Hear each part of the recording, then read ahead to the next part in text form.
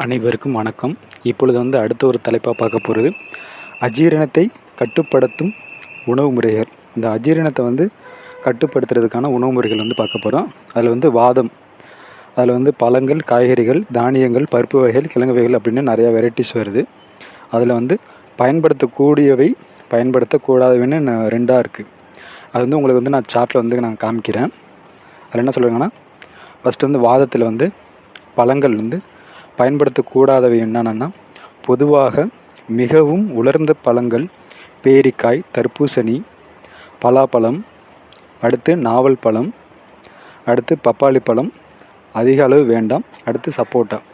பயன்படுத்த வேண்டியவை என்னென்னா, பொதுவாக இனிப்பு சுவை உள்ள பழங்கள், மாதுளை, இலந்தை பழம், அடுத்து வாழைப்பழம், மாம்பழம், பெரிய நெல்லிக்காய், பேரிச்சம்பழம், அத்திப்பழம், திராட்சை பழம், எலுமிச்சை, ஆரஞ்சு, அன்னாசி பழம், புளி அல்லாது புளினா பழைய நாட்பட்ட புளி, அடுத்து ஆப்பிள்.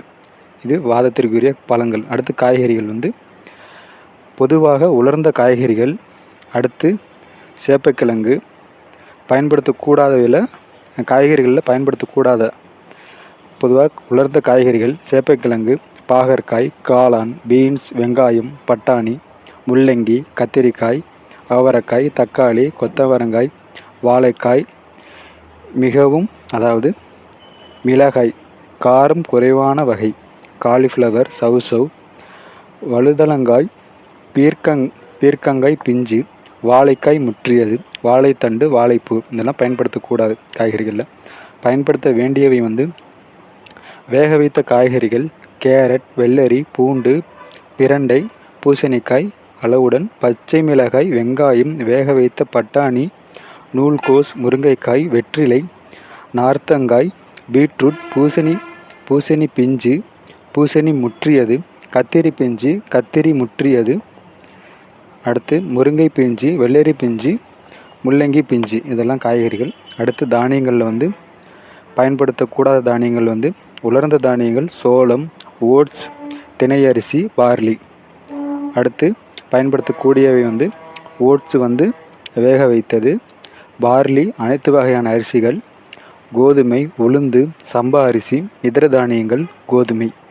அடுத்து பயிர் வகைகளில் பயன்படுத்தக்கூடாதவை பட்டாணி உலர்ந்தது, சோயா பீன்ஸ், மொச்சை, கொண்டைக்கடலை அளவுடன். அடுத்து பயிர் வகைகளில் பயன்படுத்த வேண்டியது சிறுபயிறு மிகவும் சிறந்தது. அடுத்து கொள்ளு, கொண்டக்கடலை அளவுடன், வேக வைத்த பட்டாணி. அடுத்து கிழங்கு வகையில் பயன்படுத்தக்கூடாதது பனங்கிழங்கு, மரவள்ளி கிழங்கு, சேப்பங்கிழங்கு, உருளைக்கிழங்கு. பயன்படுத்த வேண்டிய கிழங்கு சக்கரவள்ளி கிழங்கு, கருணை கிழங்கு, சேனை கிழங்கு.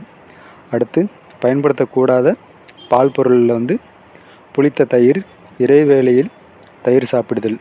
பயன்படுத்த வேண்டிய உணவு பொதுவாக அனைத்து பால் பொருட்களும் பயன்படுத்தலாம். புளிக்காத மோர், வெண்ணெய், பசும்பால், நெய், ஆட்டுப்பால் இது பயன்படுத்தலாம். அடுத்து அசைவ பொருளில் பயன்படுத்தக்கூடாத, அதாவது அந்த வாதத்தில் இருக்கும்போது பயன்படுத்தக்கூடாத என்னென்னா, பன்றி இறைச்சி, மாட்டு இறைச்சி, முட்டை, முயல் கறி. அடுத்து பயன்படுத்த வேண்டியது ஆட்டு இறைச்சி, கோழி, மீன் அஜீரணம் இல்லாத நிலையில். அடுத்து விதை மற்றும் கொட்டைகள் பயன்படுத்தக்கூடாத பொருளில் பலாப்பழ கொட்டை, வேர்க்கடலை பயன்படுத்தக்கூடாது வாதமாக இருக்கும்போது.